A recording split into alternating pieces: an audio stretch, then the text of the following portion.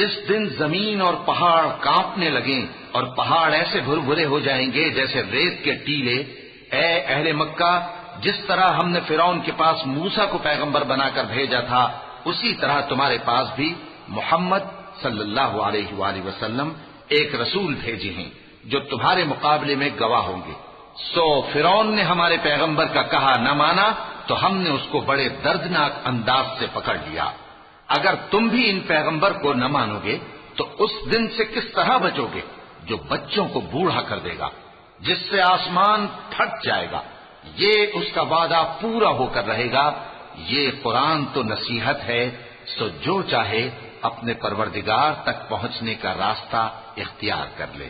إن ربك يعلم أنك تقوم أدنى من ثلثي الليل ونصفه وثلثه